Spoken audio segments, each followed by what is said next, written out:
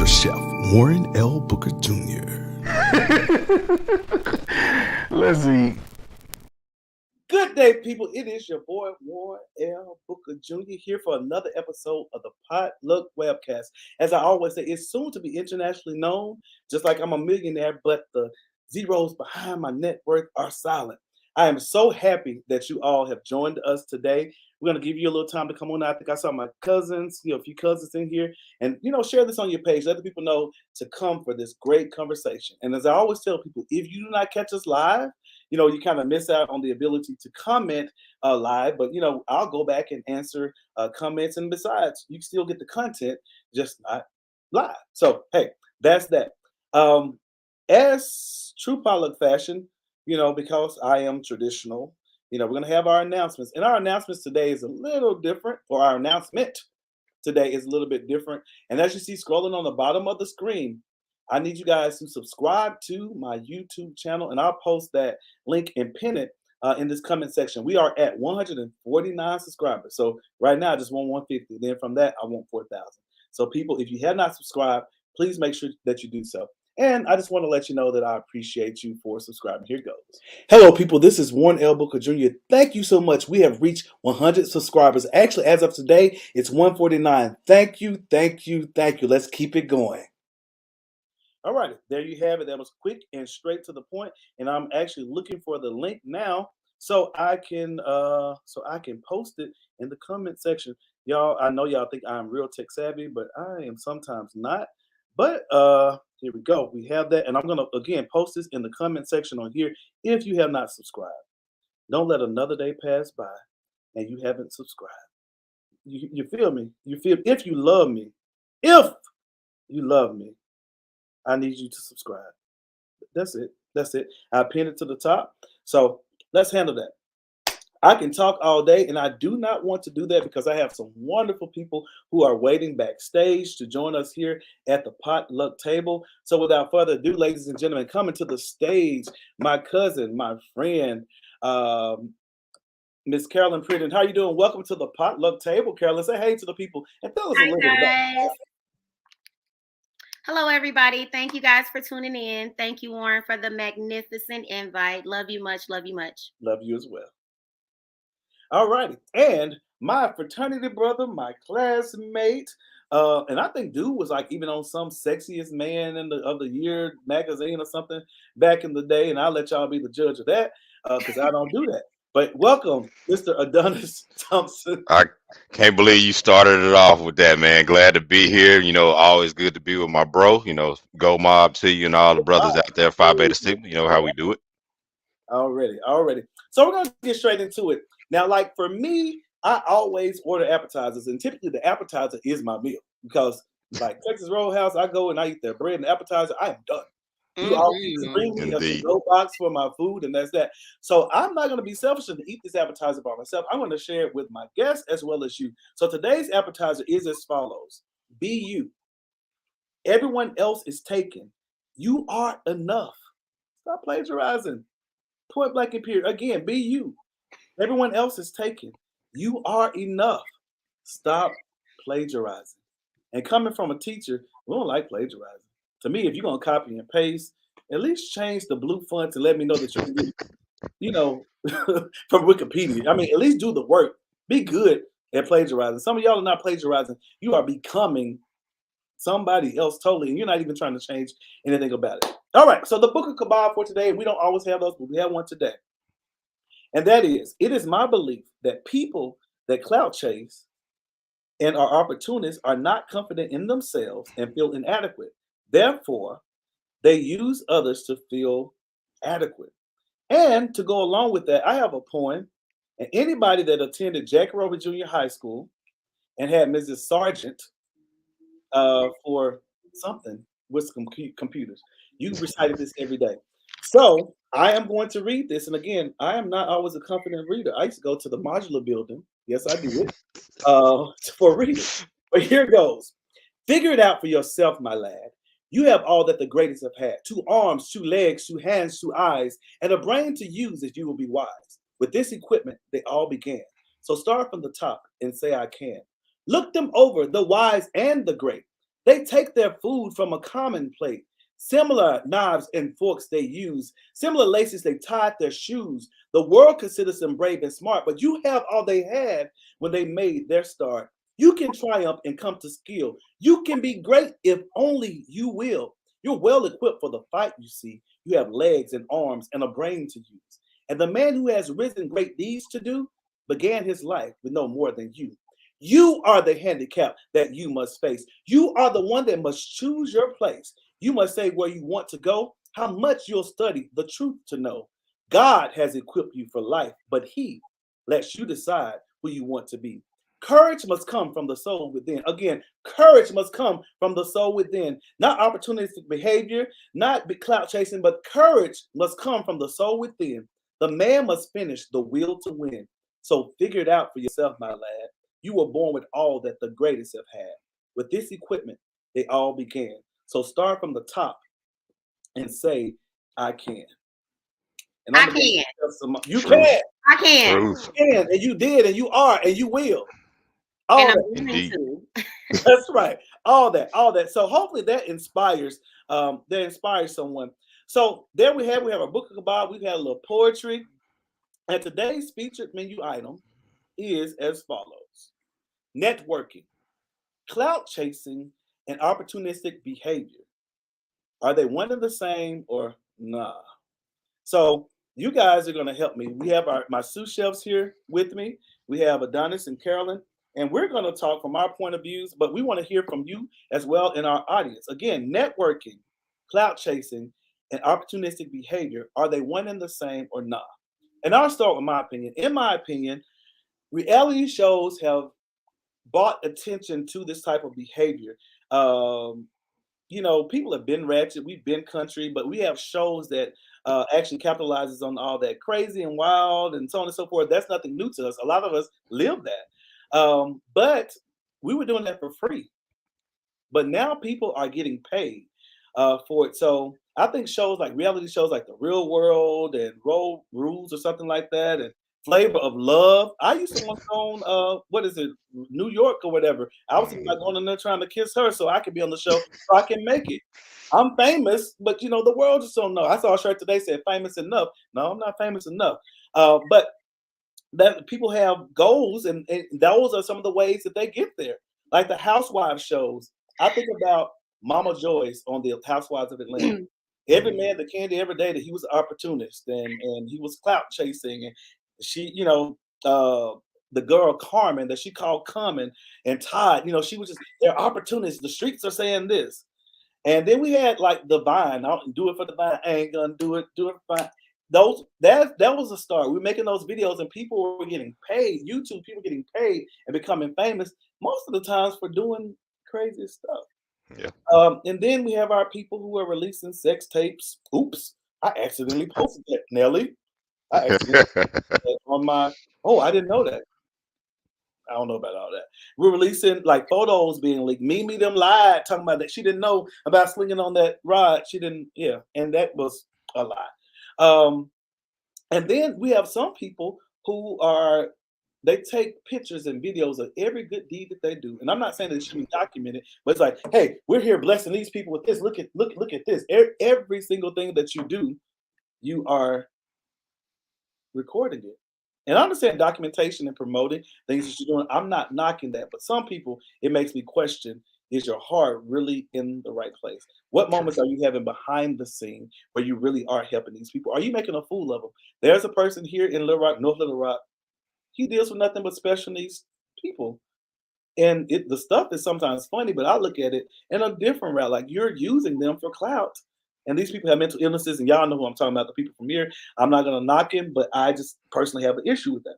So that's my take on it. So I'm going to now open this up to you, the audience, as well as our guests. But I do want to give a few shout outs. I see Charlotte Ellen Rowe. Thank you so much. My sword, Billy Dorn, is on. My uncle Ray Brown is on, and some other people. Thank you so much for tuning in. So our topic today, our feature menu item, is networking, clout chasing, and opportunistic behavior. So we're going to start with networking. So Carolyn, and I know that you're a businesswoman, you're a boss, you're a CEO. What are, I guess, what are your point of views as it relates to networking, and how has, I guess, networking worked out for you? Um, well, I think networking is a good thing. Me personally. I'm not really one to go to happy hours or some of the more popular events to network. Um, I'm typically more of a low key networker, maybe because we collaborate on an event together and, you reach out to me through social media, or maybe you showed up to one of the community events or something that I've done and you're like, hey, I would really like to connect with you. I do think that networking is extremely beneficial. I don't think that any business can, get to where they're trying to go if nobody really knows who you are and you don't really put yourself out there. But every environment is different. There are appropriate rules of engagement per environment. So it's all about the way you go about it. If this is like what are they called, like the shopping events where it's a whole bunch of vendors and they got a little glass bowl and you drop your card in there, Yeah. okay, that's a great way to network.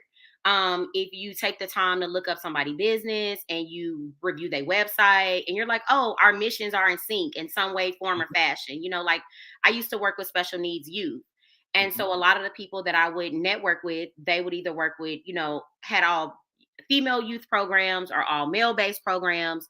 But it wasn't regarding the special needs. So that was like a niche for me. So I'm more of a niche networker. Okay. But I do think that it's extremely beneficial. I do think that it's appropriate to learn the appropriate rules of engagement based off the environment. Like if someone is having an event, don't approach them at the event and say, "Hey, I really want to work with you." Like some people be like, "CP, like you come off so rude." And I'm like, "Are you serious? Like it's like 300 people here right now. I got vendors calling me. We trying to make sure the DJ dropped the beat the right way. Right. This is not the appropriate time to be like." Right. Oh my God, I think you're so amazing. And it's not that we want to come off a certain way, but I don't think a lot of times people understand the pressure of being under the light, right? Because you're scrutinized based off how you look, what you wear, what you say, what you do. And so, understanding those rules of engagement and applying them appropriately, I think is like the most important when it comes to networking. Networking for me has been extremely successful. In Las Vegas, and then when I decided 3 years ago to come back home to Arkansas, where I was raised, now I'm networking in Chicago, where I was born, and I'm working on some great events in Texas. So I think, when you apply the appropriate rules of engagement and you handle it with grace, I think people watch you and then they decide if they want to work with you or not. And if they say no, it's not a bad thing. It just means not right now. Maybe because they already have a lot of things going on. So one of the biggest things that I've learned in networking is never to take it personal. What's meant for you is going to be meant for you, and people are going to always come back around. You just keep doing your thing and you keep building your brand. And when the right people want you, they'll come after you. You just preached right there. All right, Adonis, what is like your definition or your networking opportunities that you may have had? Yeah, I agree a lot with what she was saying. When I think about as far as networking, it's for me, I think of networking as more of a business opportunity. It's more of learning opportunity and growth. It's about taking it from one level and moving it up to the next. I think a lot of times when I look at networking, I think about when I worked with my college students back when I was working at the university. It was about saying, okay, here you are coming in first year, second year student, or you're a junior and senior getting ready to graduate. Let me put you in touch with different places you can intern, different people that are in the same field as you, so that you can learn from this group and that you can become more skilled in what you're trying to do. And it was more of a business opportunity and more of seeing you're at level 1, level 2, level 3. Let's get you to level 4, 5, and 6. Let's get you moving up that chain. And it was about what you could gain and then also teaching them in that networking opportunity. This is what we're teaching you, from us to you. And when you get to that level, you need to start doing that same thing for the next person. Because I think that's the biggest part one of the biggest downfalls with the networking is sometimes that we get people to certain places and then they forgot how they got there. And it's like, oh, I'm climbing up this ladder, but I forgot about the people who stopped on their path to help pull me up. So I need to do the same. And, and that's what I think about with networking. Even when I was, the different fields that I worked in, it was the networking opportunities of getting to know people, finding people that look like me, that were doing things that I wanted to do, and saying, okay, I don't need you to give it to me. I just need you to let me know, how do I get my foot in the door? And once I get my foot in the door, I'm gonna kick it in and do my own thing and make it happen.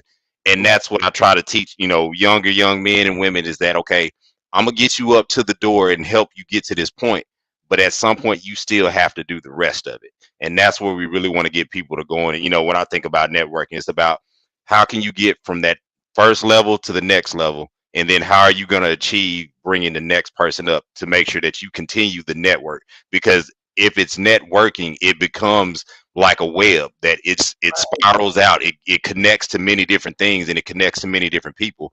And that's when I think of networking, that's how I see it. Yeah. And listen to you guys, it seems like in networking, everyone for the most part will benefit from it. You mentioned a web, and there's an activity that I do with my students at the beginning of the year. We take a piece of yarn and we just throw it, and everybody tells how they were affected by crime. And before you know it, we have like this big web. And then I began to pull on it. And I was like, do you feel that? Yeah, I feel that. Okay, so that goes to show when I'm hurting, something's going on with me, then you're going to feel that I'm affected by that. And with building a strong network system, everybody should benefit from it, or else it turns into something else. And with networking, I mean, I teach that to my kids. We have some powerful networking and partnerships that we have where, again, everybody is winning. I provide you a trained student, those people become an officer, and then so the community is saying, it's like everybody is benefit from it, and it's like everybody's doing their part, and it just works. But the teacher in me wants me to go to the definition, so I'm going to go to the definition. It says networking, the action or process of interacting with others to exchange information and develop professional or social contacts. The linking of computer, but we're not talking about that one. But that's a whole nother network. Oh yeah. And then just to piggyback off of Adonis really quick, because I think a lot of people that have this entrepreneur spirit, and you see this big spike in entrepreneurship where everybody like, I'm a boss, I'm an owner, I'm a this. Yeah.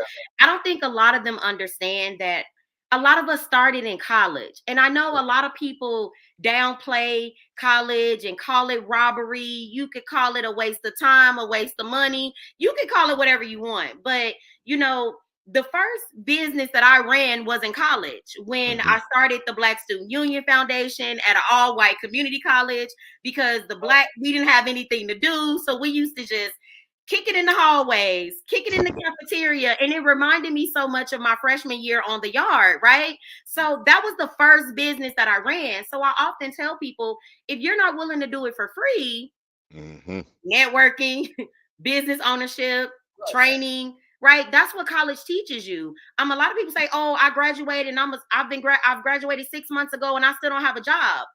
I immediately think, like, how? Like all the job events that they have when you're getting ready to graduate, all of the look who's coming to speak that they have going on, but people will run away from those events. And then when we show up, it's like, oh, they just look a certain way and everybody just wanted. No, we showed up and we owned the part and we gave our resume out 100 times and we deserve these opportunities. As a college graduate, I've never applied for a job. And I'm not saying that to downplay anybody that has. Opportunities have just always fell in my lap because I was always networking, even from a young age. I was watching a video the other day, and I think he said it best when he said, your circle is your net worth. So if I'm unemployed, I don't have one or two friends that could refer me a job. Like, come on now. Like, how do these relationships work in personal and in business? Right. Because what are you doing? You are supposed to be networking with family, with friends, with other business owners to make your mark in the world. And it's unfortunate that we have to work a lot harder than some of the other races. No shade to men, but women, we got to work 10 times harder because we're supposed to be cooking and cleaning and making babies. And so society just has never really taken us serious when it comes to networking, right? So I think it first starts in college. And if you don't pick up those essential life skills and rules of engagement in college, 9 times out of 10, when you become an adult, if you haven't worked on those internal self-esteem issues and you haven't found your swag or your style of dress, you can't knock the next person that invests in a styler and invest in a makeup artist. And because you didn't really do your work, you just think because you grew up in the neighborhood and so and so and so and so that they supposed to refer you, and that's not how that works. It just doesn't. So true. Yep. And I mean, a lot of that makes me think about, that old saying of it's not who. I actually, way back in the day, I put this on a Snapchat. When people say like it's not who you know, is what. I mean, it's not what you know, it's who you know. And when you think about that in the terms of networking, who you know is a person that walks you up to the corner and says, "This is how you cross the street. Look left, look right, look left again, go." What you know is when that person walks you up to the street and says nothing and is like, "Okay, you got to cross it on your own." And if you don't know how to do things, when you take the time to network, they're going to teach you this. They're going to help you out. They're going to give you, like you say, the skills. They're going to help get you positions and say, "Okay, let me look at your resume real quick," or "You need to start doing some of these things right quick," or "Go get a job doing this so you can get transferable skills to do what you're trying to do later." Right. That's who that's what who can do. Because at the end of the day, if you don't have the skills and you're not doing what you're supposed to do, who is not going to keep. Because at the end of the day, if I put my name on you, you got to be on point. Because if you mess it up, then the next person I put my name on, they're gonna be like, "Oh no, that's one of them folks that Donnie sent over here. I ain't fooling with them." And I used to tell my students back in the day, even folks at old jobs, if you're gonna get a letter of recommendation or a reference from me, you will earn it. It's not gonna be me just right. Because when I write it, I'm gonna have you walking on water. But I need to know that you earned every bit of it. And that means when I say, "Hey, go out and network, go out and learn some more stuff," and then we're gonna talk about what you learned in that experience, then I can go out there and say, "Yeah, I'm gonna sign my name to you." Because guess what? Now I'm gonna open a new door of networks to you because of the fact that like I said at the beginning, you made it from level 1 to level 2. Now let's start moving, get ready for level 2 to level 3. And it's just all about, it's not just who you know, it's what you know and what you did with that network when you were doing it. And you made a perfect point. Even if, if you choose, when people knock college, even if you choose not to go, have a plan of what you're going to do. Think about it, write down that business plan, a dream without some action ain't nothing but good sleep. And so people got to understand that I got to start writing down these plans. I got to start putting in some footwork and doing something. Because, you think about people that are in the music industry that, I don't know how to read music, but I can get on this drum machine and I can understand these patterns and get what I got to get. And they putting in that work. If you don't put in the work, nothing else matters. Right. And I'm kind of go back because I was taking notes as y'all was talking. You mentioned about women, Carolyn, networking. And of course, it's sad to say, but oftentimes there's a difference with everything between the sexes. And sometimes with women, when they're networking, it's sometimes taken as flirting. Or we're going to talk about her body and her curves versus this business. No, you're going to demand, she's a boss. Put some respect on her name, treat her like a queen. And we're here to talk about this business. And, sometimes, I'm sorry, people treat women like that. And you mentioned about like the opportunities that you had. But the key thing, you were in the room. You were at the table in order to be able to have those opportunities even presented to you. So that's very important. And then Adonis, you were talking about like referrals, like or letters of recommendations, and I get that all the time from my students, especially at the end of the year. And I'm like, you probably don't want me to write a letter of recommendation because you're late, you don't come to school, you're lazy, you turn in crap. You probably don't want me to do that because I'm going to tell the truth. Now, if that's what you want, I'll do it for you. So I always tell people it's important. Don't burn bridges. You never know who you may meet, and always put forward your best work. My students always say, "Oh, Mr. Booker, you so extra. Why you have us doing all this?" Because people pay more for average. I mean, people pay more for extra, and average is just as close to the bottom as it is to the top. So guess what? I'm going to always shoot for the top, and I try to instill that in my students, and people that I know. I'm going to always give you a little something extra because there are a lot of people that are just as talented as I. So what's going to make me stand out? And I appreciate the point that you're bringing out. It's not necessarily always what you know, but it's who you know. And I want to know the who's who. Yep. And there are times that I am the who's who, and there are certain situations where I'm not the who's who. But guess what? I'm gonna be who-hooing. up in this place. So I think that that's a very good point, and hopefully the audience kind of get the the networking and have several people in my family. Al, Summer, Rain, thank you so much for everybody for tuning in. Summer speaking to everybody. Kimla, the baddest singer in the world. Um, so with that being said, we're going to move on to clout chasing. And actually, as I stated earlier, that was kind of like a new term to me, and especially around the reality show type of genre. So I'm going to go ahead and pull the definition up first, and then we're going to really get into this. So a clout chaser, and this came from the Urban Dictionary, give them their credit. This is a person who strategically associates themselves with the success of a popular person or a currently contemporary trend to gain fame and attention. This personality disorder is often resembled as riding the wave without concern for damage or integrity. And of course, I will point out, because I am a teacher, there should be fame and attention, but they put an. So there's a typo. But I just want you thinking that I'm a teacher that don't pay attention to the details. I'm like, dang, why did I have to notice that? But it is there. So just in case somebody's trying to pick it apart, yes, I did notice that. All right. So clout chasing. What's up with clout chasing? Carolyn, have you experienced clout chasers? Adonis, just chime in. With cloud chase, I think it's sad to say this because now I feel like we are becoming that older generation, and we get to see it on a different level now. The weird thing about it is I was thinking about this morning. And I ain't gonna say the term that I thought of, but you know how you said cloud chasing is new to you. If you think back on it, cloud chasing ain't new. We called it another term. Come on, Adonis, let's talk about it. And it was D, and you get where I mean, I don't get it. I'm keeping D riding. Oh, okay. That's what it used to be known as when we were coming up. And it's one of those things that when you think of clout chasing, it's and reality shows kind of brought it up. And I think really social media itself brought it up because of the fact of people look at, okay, this is what's popular.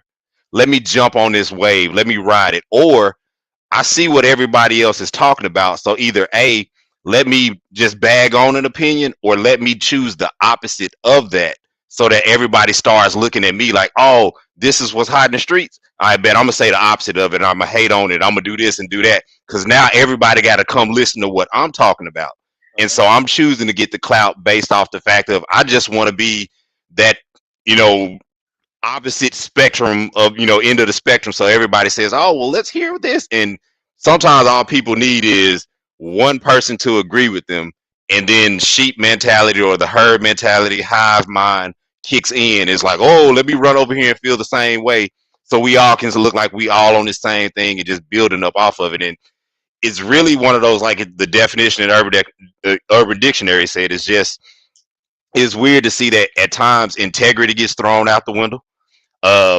Probably your true beliefs get thrown out the window when it's like, do you really feel that way? Right. If I took you out this room and said, let's really talk about that, are you gonna say that?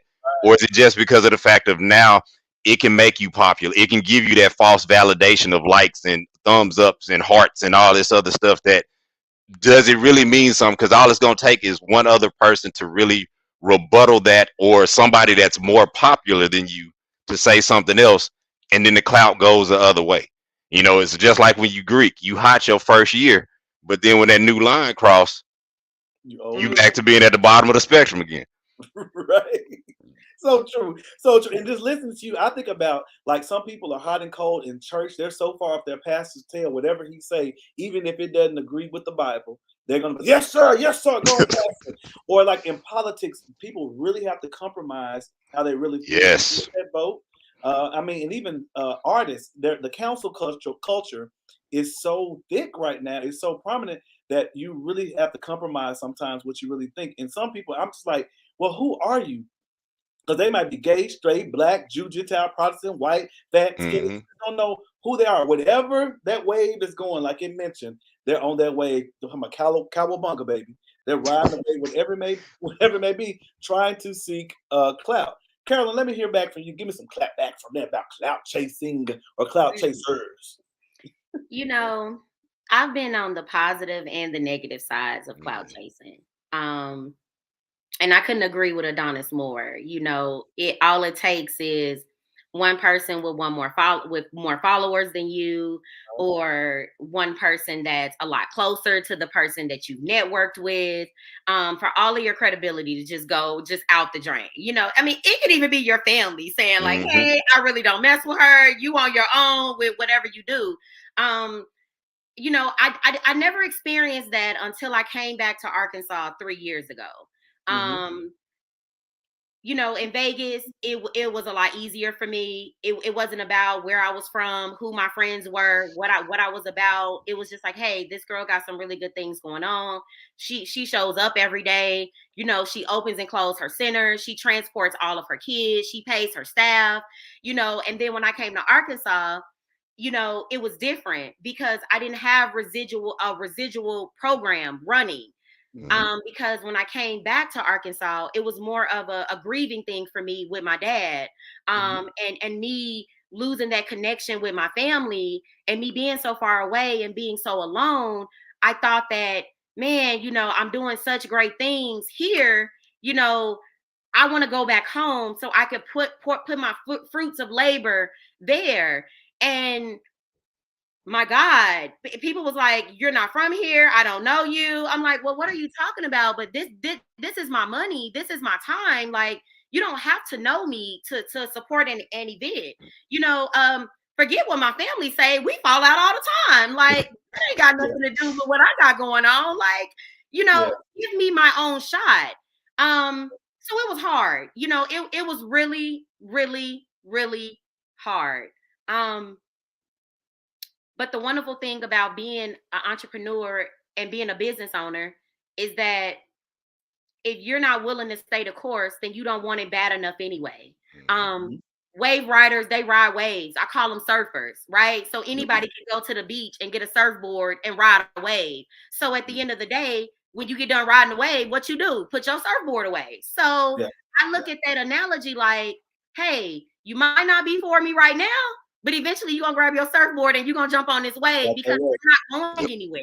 And I don't care if 5 people showed up to my events, because I went through that too, where people are like, oh, I'm not going to show up because so-and-so said so-and-so and so-and-so said so-and-so. But then when the community would show up anyway, right? Then it's like, oh, well, she fell out with everybody. Nah, I really didn't. When you're the person putting up the money to do things, and you're the investor and you're the intellectual property behind everything that you create, that creates a certain ambition inside of you, where when clout chasers and wave riders come around, you like, nah, I ain't gonna let you take nothing from me. Like, we gonna square up and box for this. I don't care if you're family, friends. I don't care if I date you. Like, you're not gonna take my 12 years of work from me. Right. So then when I started getting awards, and Pine Bluff, wasn't the first one to recognize me. It was Little Rock, where I went to high school. It showed me that I was of value, and that people were watching me, and that people were supporting me, regardless of what my ex-friends or childhood friends or family members were saying. But what I learned the most about clout chasers is they eventually die out. They're only there for a season and a reason. Their intentions aren't pure at heart. So God doesn't bless any of their endeavors. And since I'm saved and loving it, as my shirt say, everything I touch, God is going to continue to bless, because you do it for the right reasons. And when you stay true, the devil rises with the sun every single day. So I'm always praying over myself and covering myself and fasting so that I can stay the course. Because I know the moment I stop, another person gonna grab their surfboard and they're gonna ride the wave that I dropped. Right? So it's just like, you gotta keep going. You just gotta keep going no matter what. The good side of clout chasing was Las Vegas. People would just pop up at my center like, hey, I want to see what you had going on. When I signed up for community events to advertise my brand and to advertise my program, it wasn't only me there. They saw me walking in the door with like 20 kids. They like, oh, this girl is like for real. And they gave me the shot. I made the right connections. And even when I made those connections, a positive clout chaser don't burn out the connection. I didn't say, oh, thank you, councilman. I'm going to call you on Monday because I need $15,000. They called me Quiet Storm. They was like, you never know what this girl got going on, but every time she show up, she ready. She ready for whatever, and she shows up with a heart of gold, and I show up with a smile. So the positive side of clout chasing is when you get those opportunities to network with those people, don't burn those bridges by expecting them to vote for your causes, expecting them to give you funding for your program. You got to do your own work, because they'll hit you in the email and say, yo, this grant just dropped. Right. Or, hey, nobody applied for this money. Would you like to give it a shot? That's when clout chasing works for you. When you show up, you do your own work, and you stay consistent, and you don't give up on yourself. Those people that are higher than you, as Adonis say, levels up, maybe level 3 and level 4, they're going to pull you up there with them. And you definitely got to just stay the course.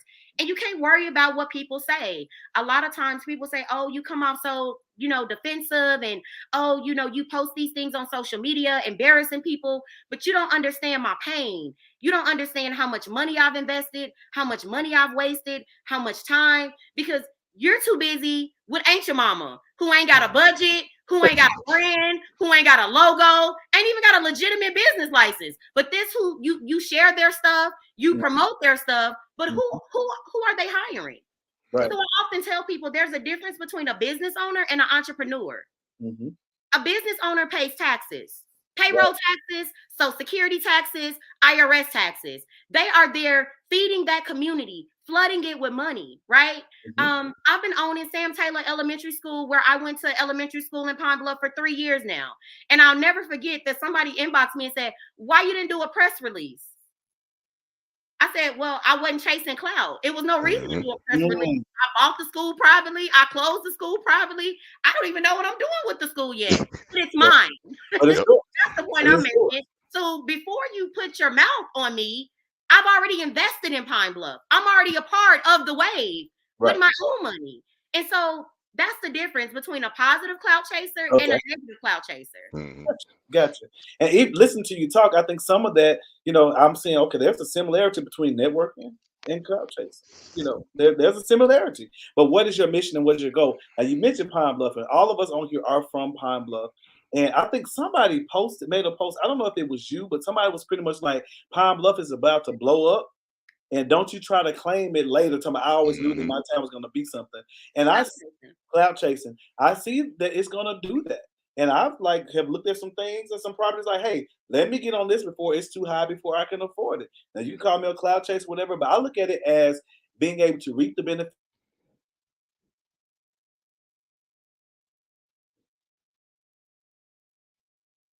Right when he was about to drop that jewel on us, man. Right. Ain't the devil busy?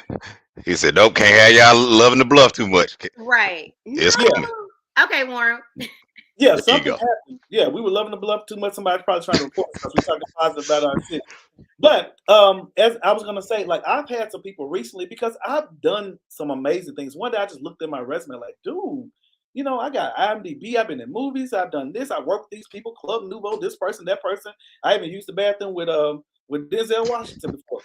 They didn't know that it was him until people were pointing at me. I thought I had some tissue or something attached to my shoe, and come to find out he was in the bathroom, with me. So, hey. Crazy.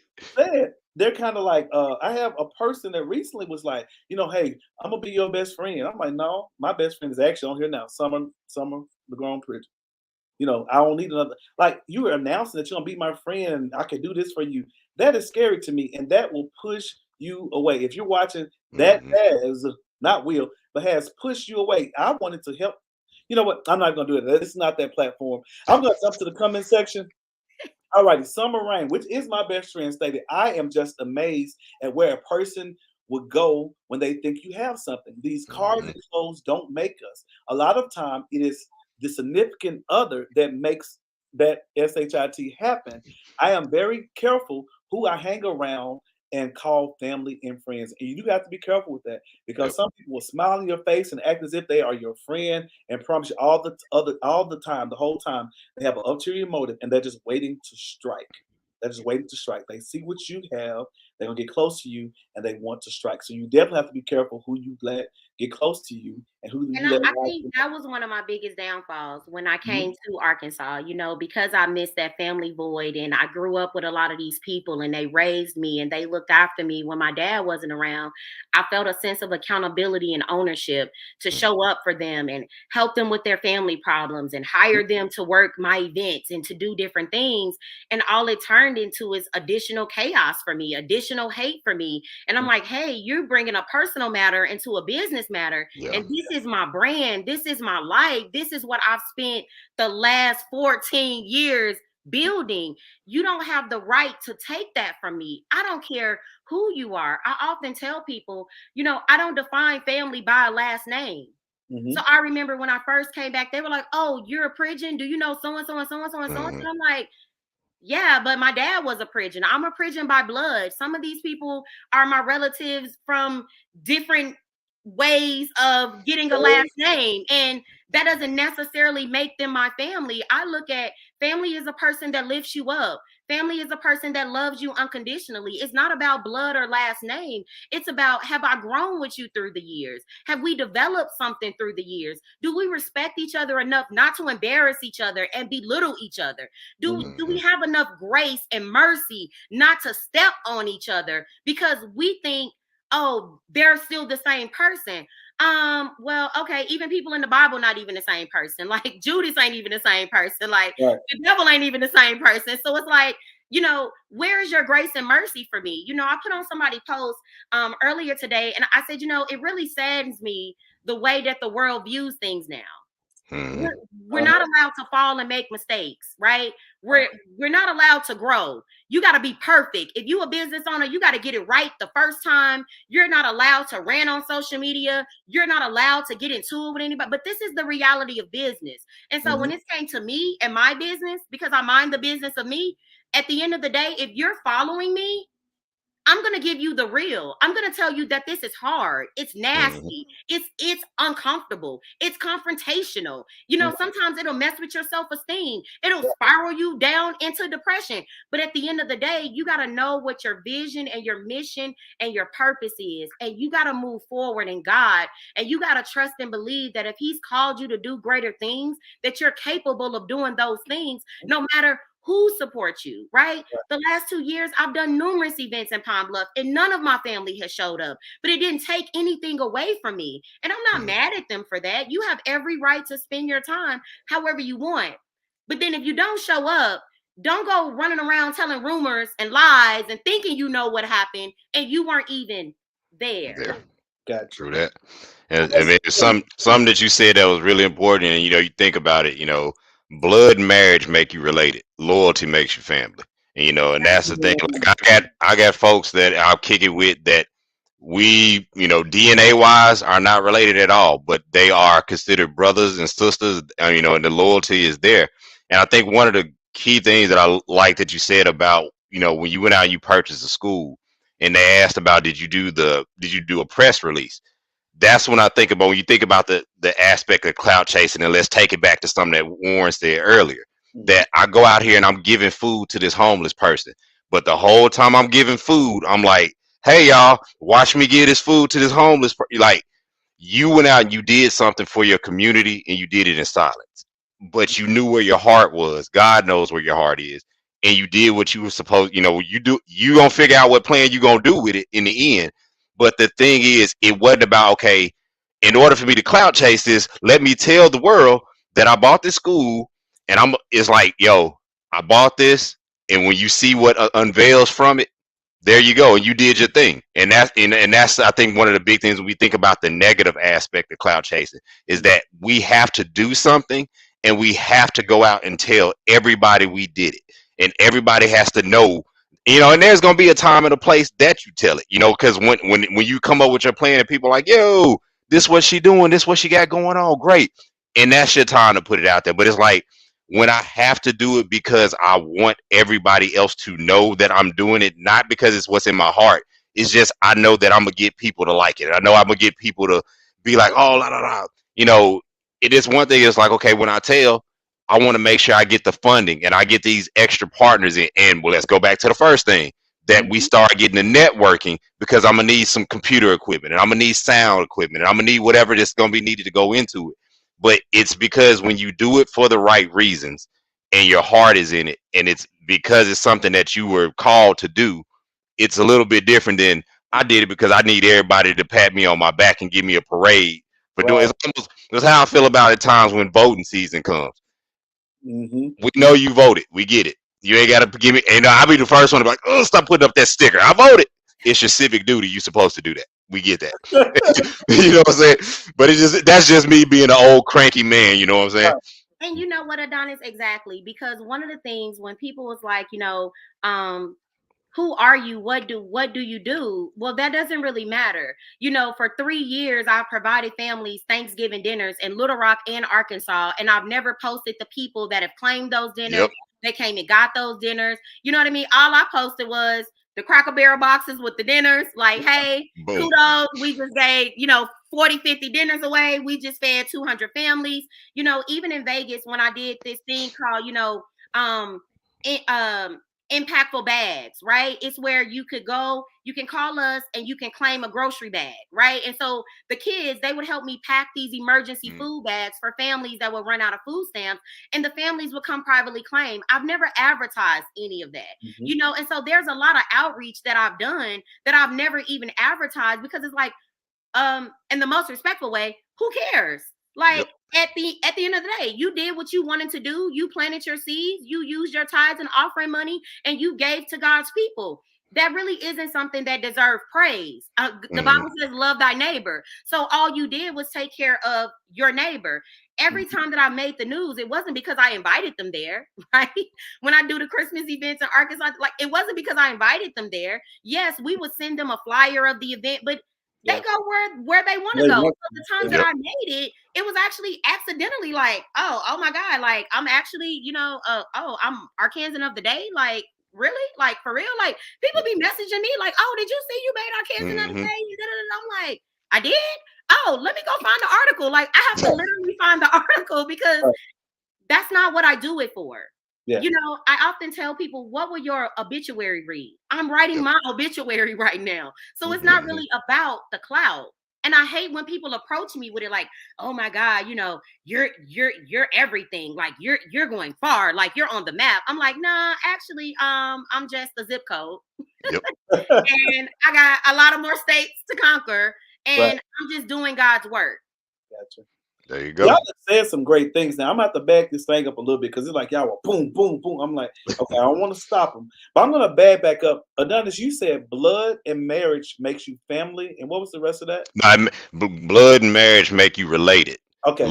Loyalty makes you family. Loyalty makes you family. See, I had that all mixed up. And if somebody would, Summer, you on here? If you would type that in the comment section, he said blood and marriage makes you related. Oh, Summer, I'm teasing you about that voting thing. I told you it's because I'm old. Loyalty makes you family. Okay, Summer, I'm depending on you. Blood and marriage makes you related. Loyalty makes you family. I think somebody needs to see that. Somebody needs to see that. And Summer's saying something happened to her phone. She promotes voting, so honestly, she has it everywhere, and that's fine. Promote what you want. I take my picture with my sticker too, to let them know, hey, just in case you're wondering, I did vote. Summer, we talking about the people that only voted one time in the last 5 elections, and they put that sticker on their shirt and take that photo. With pride. And you also mentioned about family, and I always say this: sometimes support comes from people that you don't expect it to come from, because families sometimes still see you as that little girl Carolyn, that little snot-nosed Lavelle, Warren and Carolyn's son. They see you as Jarrell. So it's kind of like, or you're from Pine Bluff, so they don't think much of you. So again, but somebody else, you are a star in somebody else's world.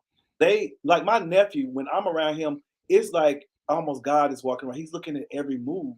And some people look at you like that as a mentor, as a role model. So again, sometimes support doesn't come from who you expect it to come from, but the key thing is that it is there.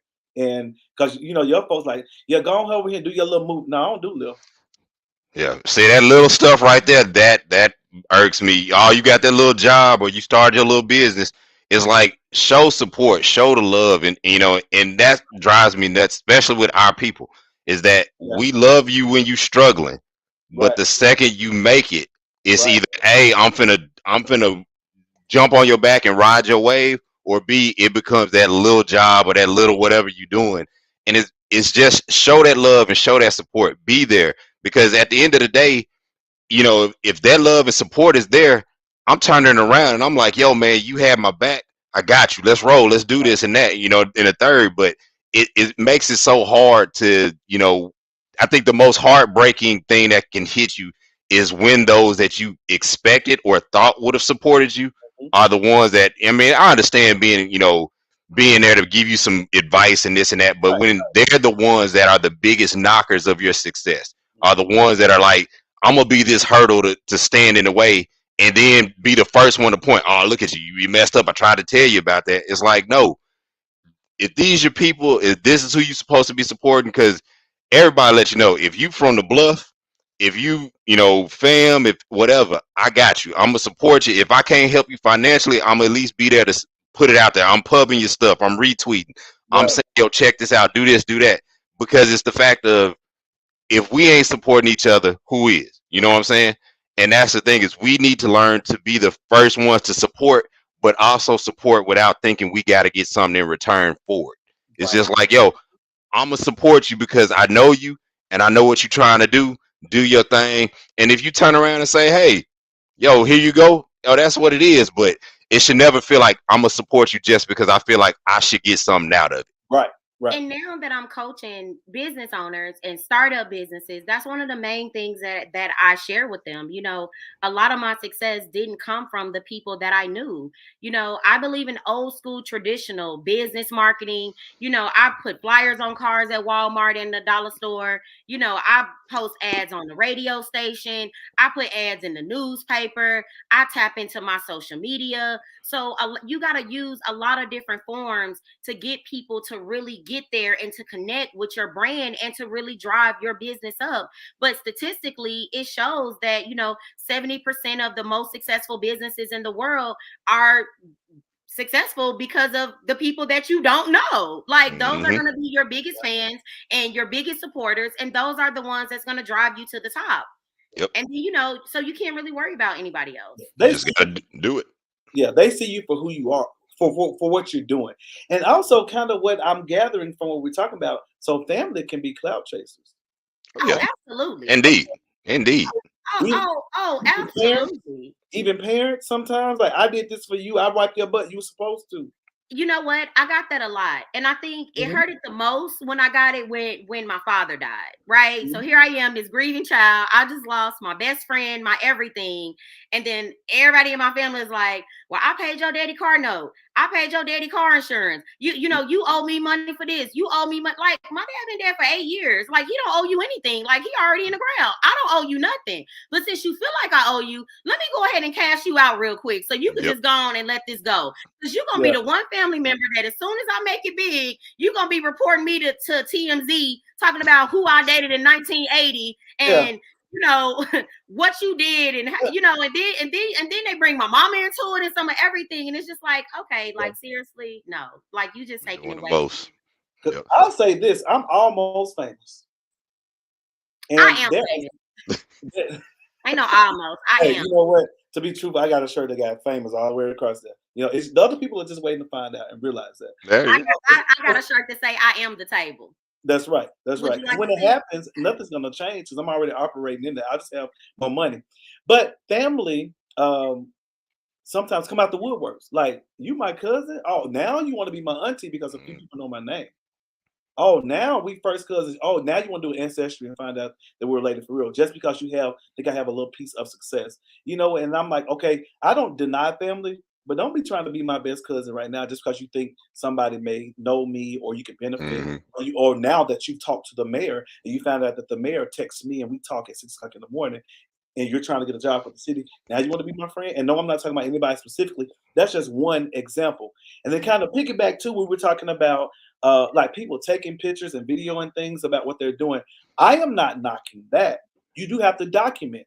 Sometimes, you know, people say, well, what is Carolyn doing? What is the Dunners doing? What is the church doing? Well, this is proof of what we're doing. The church Yep. gets knocked heavy about what they're doing, and we be quiet about things. But really, unfortunately, now we have to document things because people say the church ain't doing it. I want to see what you're doing with my money. Well, here's what we're doing. So I want to say I'm not knocking that. I don't think everything you should do have to be public. And sometimes to me, it's degrading to people. You're going to my house showing Yeah. how messy the walls are and stuff like that. And I just have an issue with that. And yeah, you got to think about it. Like when you do certain things like that for social media, I think a lot of times, you know, because I used to work in media and, you know, doing broadcasting, this and that. And whenever we would go out to let's say we go to a person's house or anything like that, we would have to have a release sign to say, yo, can I use this? And a lot of times, now there are some social media people, you know, influencers and this and that, that will go get those, you know, get releases signed and ask people, hey, do you mind if I use this, that, and the third? But like you say, sometimes it can be degrading. If I'm, you know, if I'm a person that just became homeless or I'm struggling, Yeah. I may not want the world to see that right now. You know what I'm saying? Because I may have a job interview tomorrow. Now that video is out there, and now I'm getting judged on a whole nother level. You know what I'm saying? And so you got to think about the situation that you're putting other people in order to do that good act. And sometimes it's just, you know what? Let me just do the good act because I'm gonna do the good act.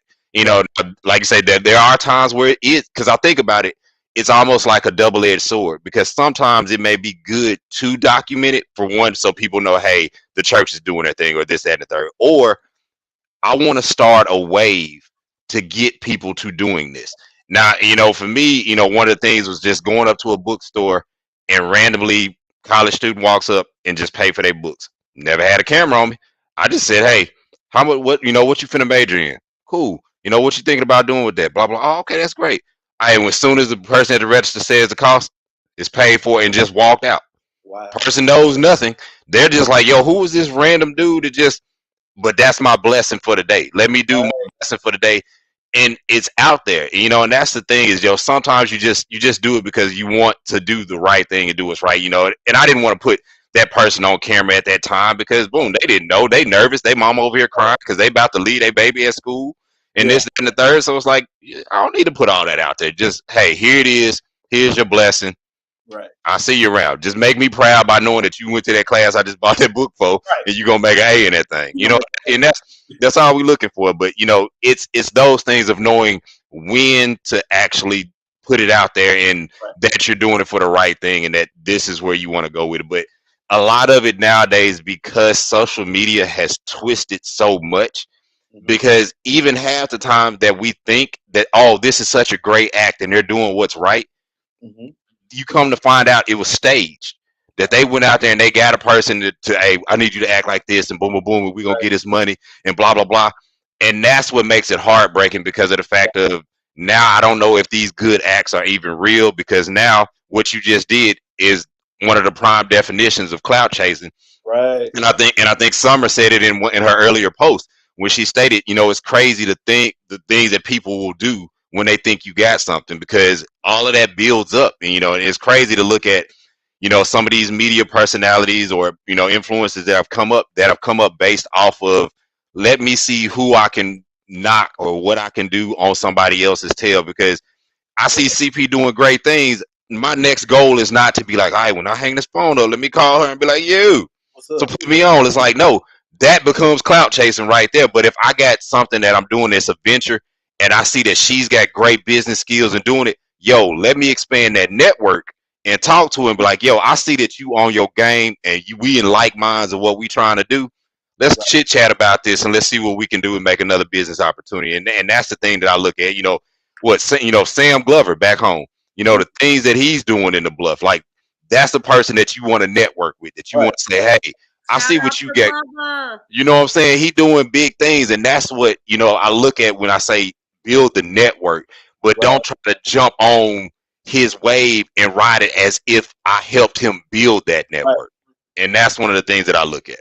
And to tie into what Adon is saying, I think it's appropriate to talk about how you should appropriately post the outreach and the things that you do. I think everybody has pretty much seen Kanye West documentary And I think I think that's a great rule of engagement, right?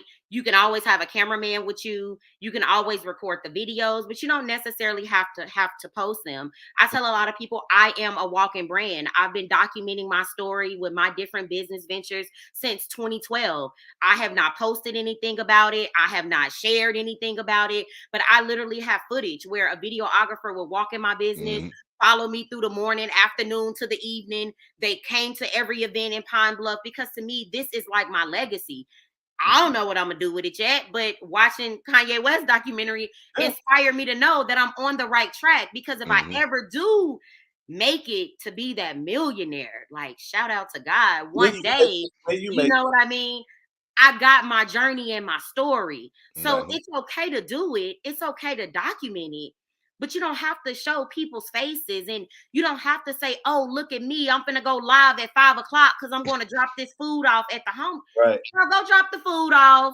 Had a videographer follow you, and we gonna see you when you put out your video about everything that you've done, right? A walking testimony is better than a showcased one. Yep. Right. And I have to post my grandma here. She stated, I have always supported young people that are trying to reach their goals. And that is so true. My grandmother has invested so much financially, spiritually, just mentorshiply. I think I made up a word. But you can spell it as a word. Right.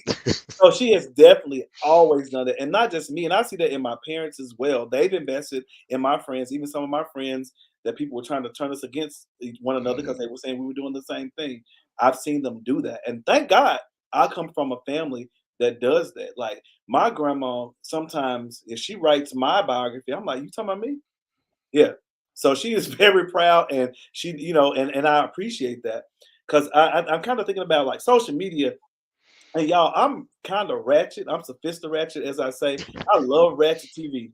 And I follow probably some of the most ratchetest people. Shamar Cole, that got the, need the wheel alignment. I follow him and watch him go off and cuss. And there's a girl, Kat, from Memphis that I watch.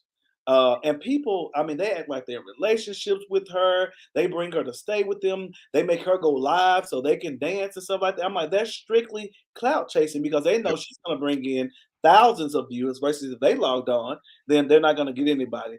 There was a guy who was clout chasing. He worked at Subway. And he was trying to talk to Meek Mills and talking about forget this, and he just threw out all the folks' bread and the meat and the onions and all that stuff. Talking about Meek Mill, I'm tired of this. I'm ready for you to bring me to the next level. And he ended up losing his job. Yep. So do crazy things, and there are some people who have gone as far as committing murders online. Clout chasing. Doing crazy things to themselves. What was that show, Punked or something like that, or something where they would do crazy stuff like attach a bottle rocket to their ear, or put a firecracker in their anus, that kind of stuff. Clout chasing. So what I'm gathering from what we're saying, it can be used positively and it can be negatively. It can come from strangers. It can come from people who want to get to know you. It can come from family. And that brings me to our next thing. Oh, and then some people just date you because they think that you can help take them to the next level. Truth. Let's just go we're gonna skip over that one. Yeah. Some people will even go as far as marriage. Like, I'm like, that's real serious. Marceline Williams stated, play silly games, win silly prizes. And I couldn't agree more. So that's gonna bring us to our last point, opportunistic behavior. I like saying that. A person who exploits circumstances to gain immediate advantages rather than being guided by consistent principles or plans. Again, a person who exploits circumstances, like you're going to make the most of it. You're going to just nip it till you can't nip it no more to gain immediate advantages. So immediate, like I want this right now. This is opportunity. I'm about to take it. But then I was kind of trying, if you have a goal, you go after it, so like, am I opportunist or am I just goal driven? But again, this is a person who exploits circumstances to gain immediate advantages rather than being guided by consistent principles or plans. So let's talk about these opportunists. Have y'all been engaged or have had to work with some opportunists in life? And business wise, personally, I mean, one of the worst things with opportunistic behavior is, and you know, fellas, you know, probably we've all done it when we was young, you know, and grown up from it. But watching a close friend of mine, you know, she just broke up with her boyfriend. She is breaking down crying. Mm-hmm. And then the first dude that got there was like, whoop, let me go on and swoop in. And opportunistic right there. As soon as he saw the pain, he was there, just waiting. Like, it literally looked like playing kickball, and they was waiting for that red ball to fall out the sky to get you out. I Everything mean, she needed, he was. he was everything. And Like everything she said, her boyfriend, her husband wasn't. He became. he was about to be, and I mean, Tell me on live camera. oh no, never that, never that. But I mean, but and that was it's funny because when I think of opportunistic, that's always the first thing that pops in my mind. Or if a person, you know, when you think about work, that you out building something and the plan goes wrong, and you're formulating how to fix it, and they all of a sudden overhear your plan, they rush in because okay, boss man is upset right now, and now you finna rework this plan. Let me jump in there and drop it off, and boom, hey, I'm in there now. And it's like one of those things of where, again, it's immediate, it's right at, it's that opportunity, that glint of hope, and you know, opportunity that gives them a chance to jump in and just try to swoop in, take credit, or to become the front runner when they didn't put in the work to get there, but they've got now enough knowledge of what has happened up to that point that they can then jump in and say, okay, now I got it. And you know, when I think about, like you said, I want to be able to be, I'm going after my goals and I'm driven. That's different. You driven for your goals. Right. And when the opportunity presents itself, your drive is going to help you pursue it more. But when you wait for the downfall of another or something that really wasn't in your favor and you jump on it, then that's when I think of opportunistic behavior. Yeah. Hearing you speak about that, it reminds me of a certain situation where I actually wrote a script and came up with the idea of the way that this particular play should go. This person who was a front runner and more known than me basically took that and acted as if you were telling me my role and my part, and I'm like, I wrote it, I know, but because I'm professional and my grandmother and my parents have a certain pedigree, we have to act a certain way. I bit my lip.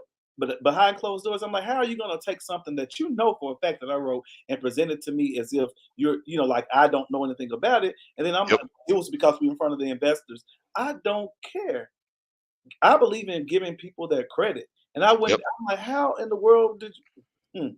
And it's even worse that it's in front of the investors, because then the person that puts in all the work, the investors are now turning it to him like, oh, what's going on, man? And now you have been pushed to the side off of all the work you put in.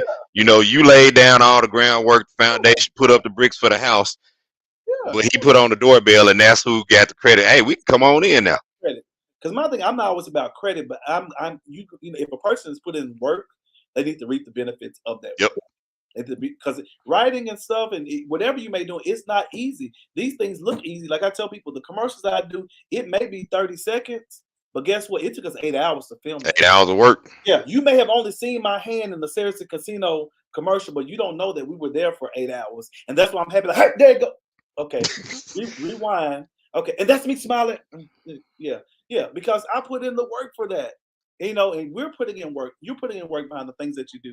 And Carolyn, before, while we were waiting in the backstage, we were discussing about a situation where opportunities kind of took advantage of you. And we're gonna give the shortened version because now it's kind of like 8:23. We're not gonna mention any names, but give us a shortened version of that because that opportunistic behavior kind of resulted in a lot of money. So it's not like sometimes this stuff can cost.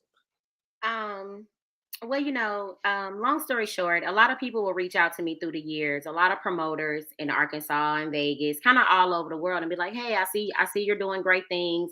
I really want to work and collaborate with you, on your next event." And so, for years, I would always say no, right? I book my own things, I pay for my own things, I create my own things, I do my own things.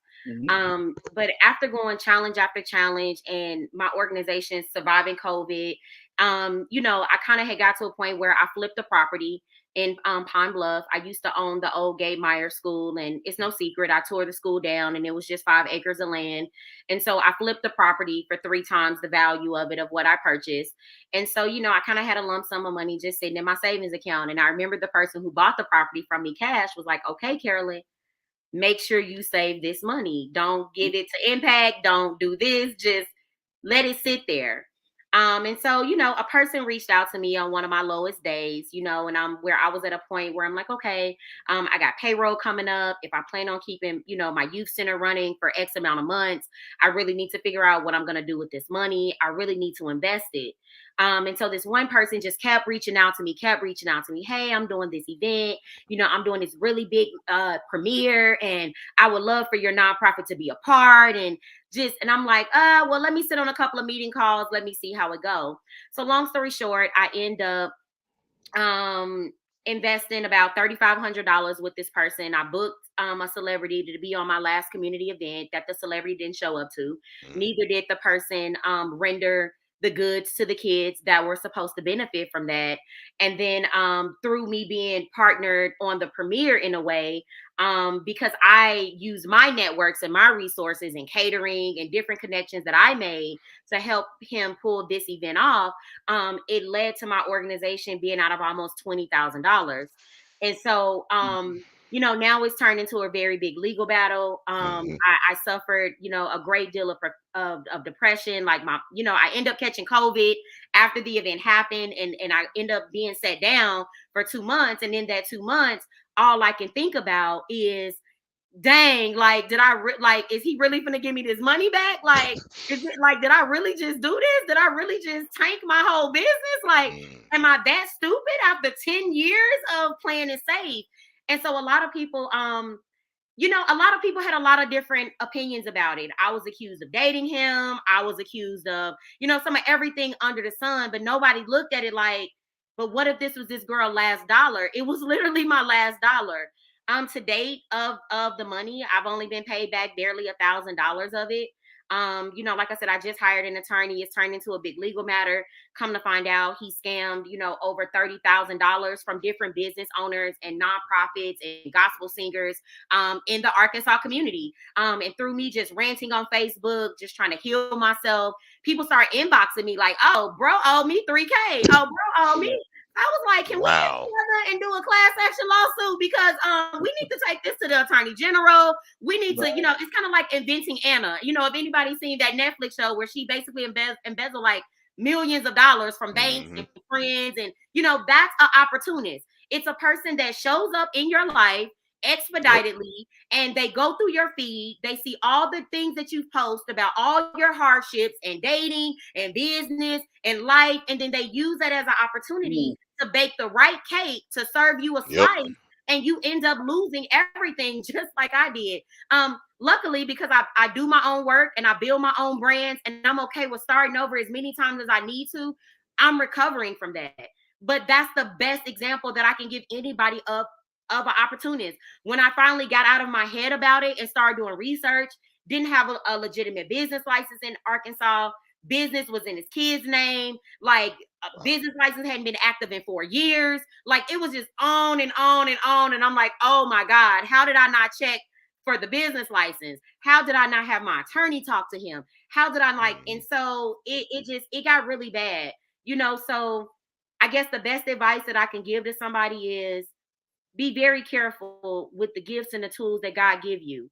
Be very careful with the financial blessings that he affords you with, because as I stated earlier, the devil rises on the sun every day. So just as well as God open your eyes and give you breath, the devil is waiting right there to tempt you. So you really got to be careful about what you let get in your heart, and you really got to be careful about who you work with, and never exchange lump sums of money without getting an attorney involved. Even if they say, hey, can you invest in this show? When I brought Juvenile to Pine Bluff, I booked that show. I invested that show. I booked that show all on my own. But for whatever reason, because I had so many different things going on, I wanted to trust this promoter to pull through on my next show, which was supposed to be a gospel show. And then when I see all these posts that John P. Key is in Little Rock now and Leandra Johnson, and I'm like, these are the people that my show. Wait a minute. Where's my money? Like, Okay. Yeah. Right. So all I'm gonna say is you got to be very careful. You got to do research before you send bank wires, before you exchange money.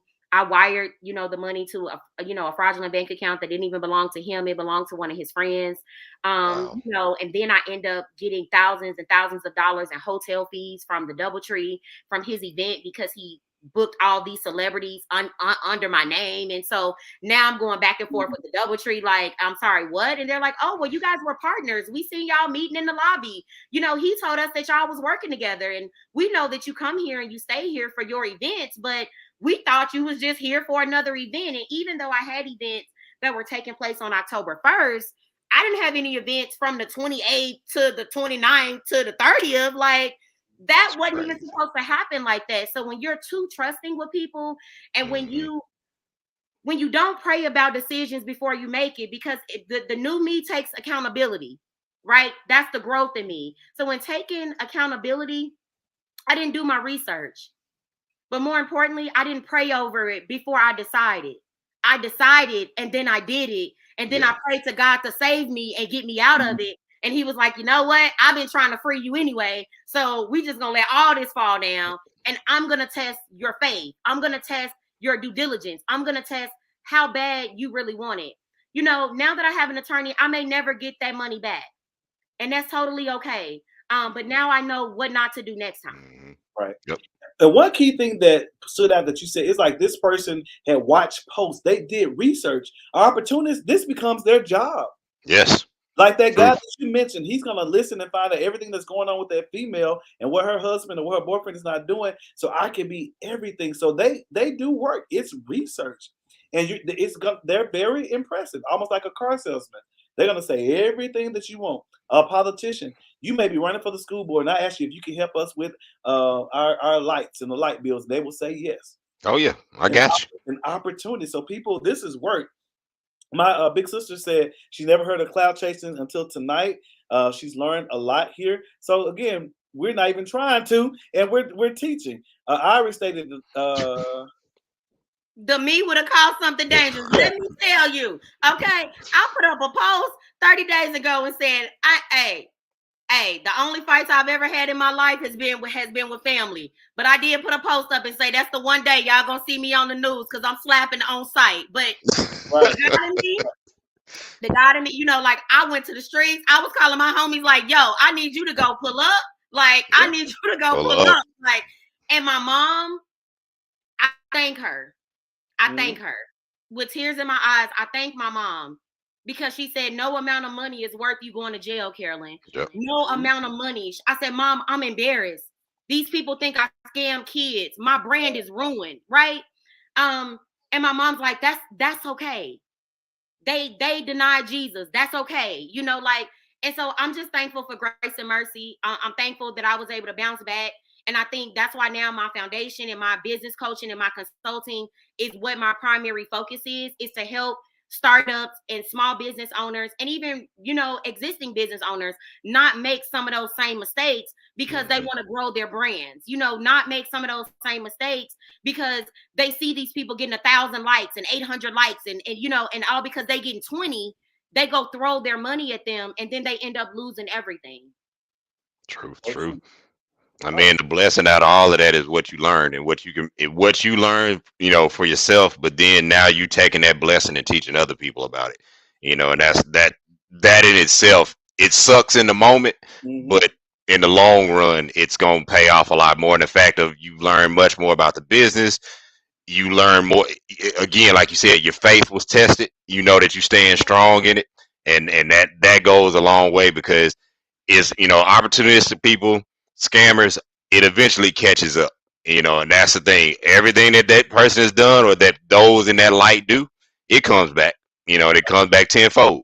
And just even to close out with this, because it is Women's History Month, so of course I'm gonna represent for my ladies. At the end of the day, women, we are doing amazing things, and we have a tendency to date guys that are not on our level, financially, emotionally, physically, spiritually, or any of that. I would also call them opportunists because a lot of times they only want you because of what you can do for them or what they feel like you can do for them. And I fell victim of that. You know, every guy I dated, I hired them at Impact. I put them on payroll. You know, I wanted them at my community events with me to be my protector. And, you know, I felt like I needed this support. But then in the end, with my CPA, like, so you paying for love now? Like, what you got going on, Carolyn? Like, are you that hard up to date that you got to put them on payroll? You know, you got to co-sign for a car. You got to, so it's like, you got to watch stuff like that. You know, so women, we have a tendency of saying, oh, we want to build our kings up. You know, we want to show them that we the truth and that we got it. And, but all that does is, baby girl, you're paying for love. So you really got to check your behavior, because a real man would never even want to intertwine with your business. And if he does intertwine with your business, he's going to do it for free. Right. He's not going to ask you for anything. He's not going to throw up, oh, well, I showed up for you this amount of times and, you know, you didn't buy the gas and you like, you got to really be careful, ladies. You got to really, really, really be careful. You got to vet these men appropriately and keep your pocketbooks closed. Right. Like, period. Both of them. Mm-hmm. Both of them. Both of them who? Oh, you mean guys and women? Mm-mm. Oh. Mm-mm. Your pocketbook's closed. You ain't country enough. Oh. Your nah, I'm city-side now. And your pocketbook. Both of them. Oh, keep them both of them closed. Keep the legs and the pocketbook closed. Exactly. Because you will find yourself being with somebody for years, but you have never required them to show you what they're capable of.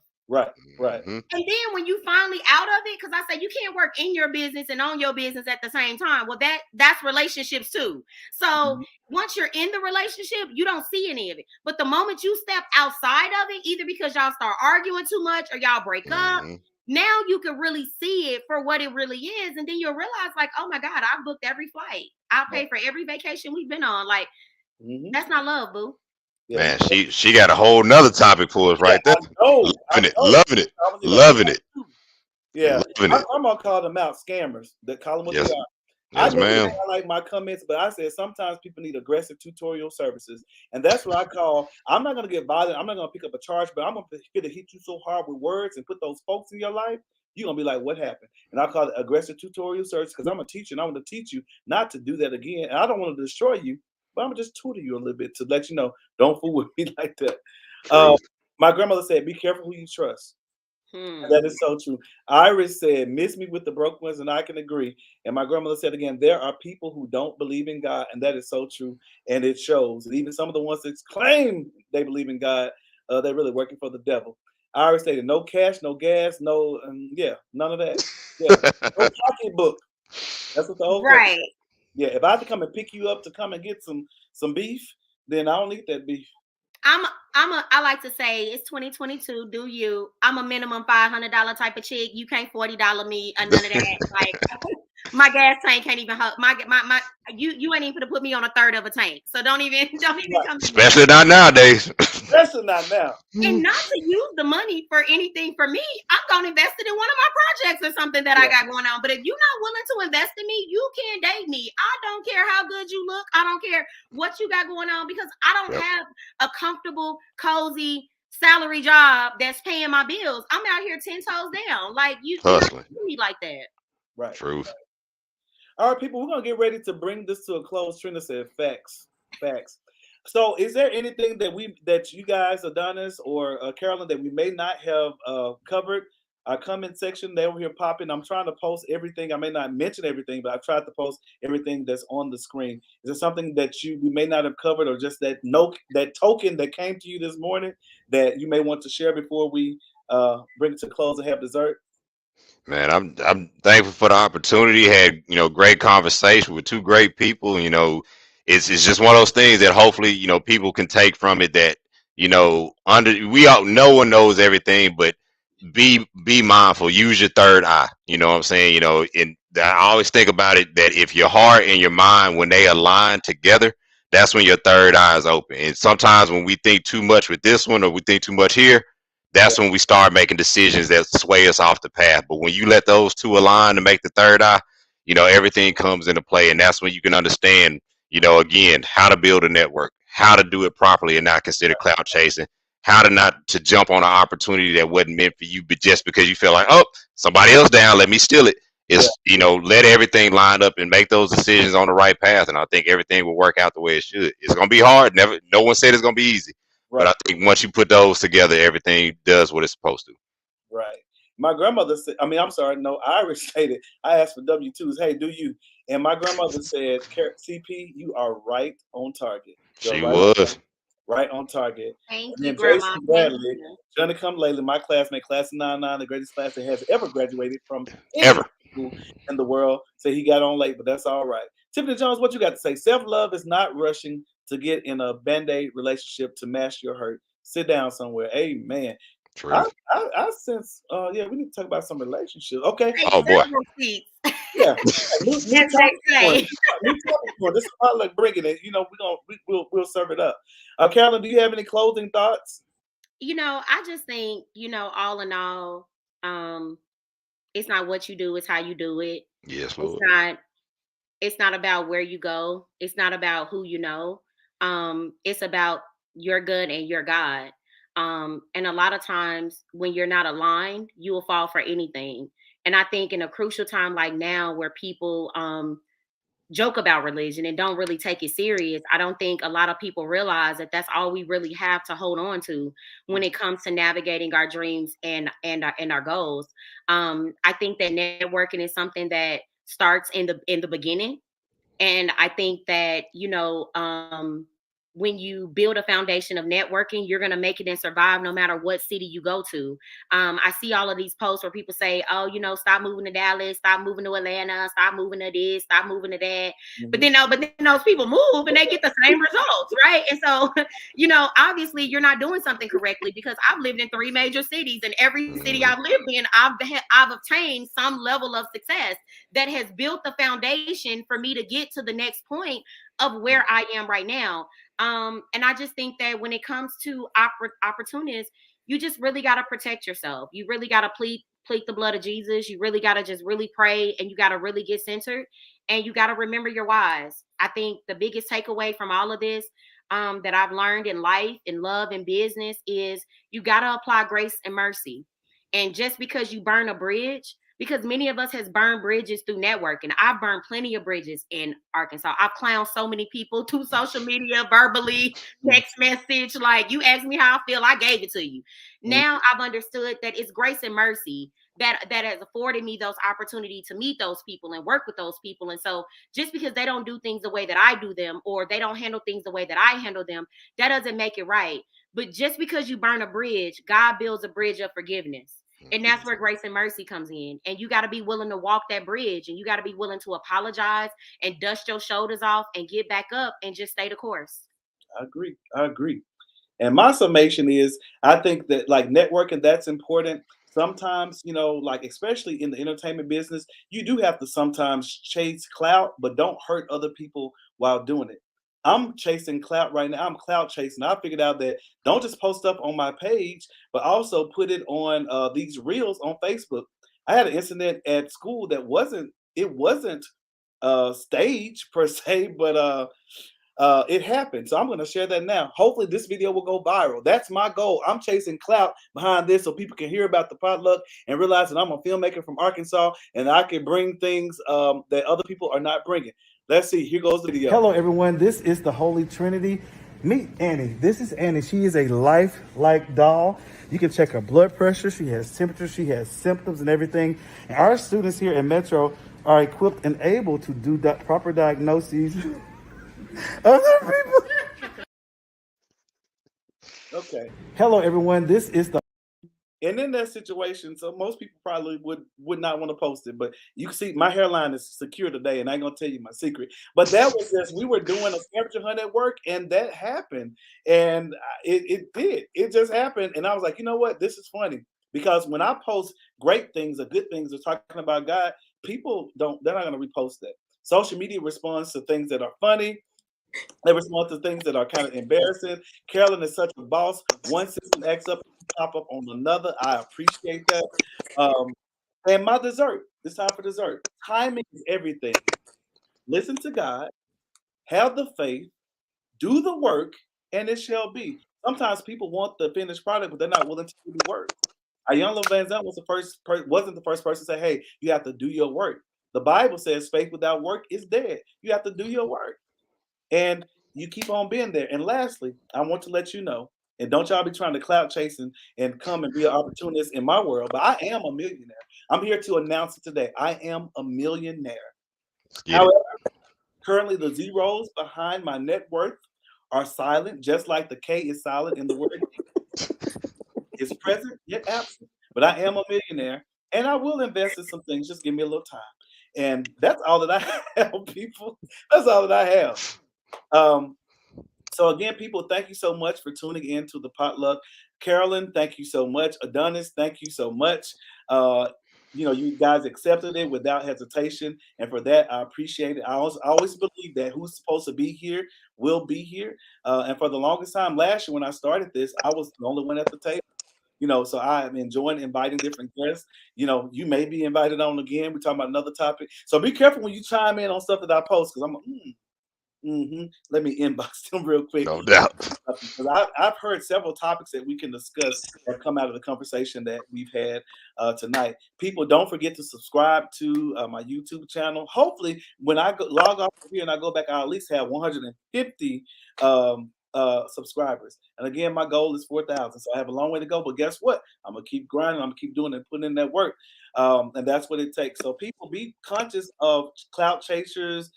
It could be family, it could be people who come as friends, it could be co-workers, and be careful of opportunists, because they're out there trying to see who can they devour. So with that being said, we're going to end this. Again, people, thank you for tuning in to another episode of the Potluck. Again, thank you all so much for being my sous chefs. You guys have been some great sous chefs, and we cooked up some great stuff. Now it's time for me to go feed my physical body, because I am starving. Chicken, rice, and gravy, here I come. I smell you. All right. Until next week, people, have a great day. Be blessed. And don't forget to subscribe. Thank you so much. All righty. We're out.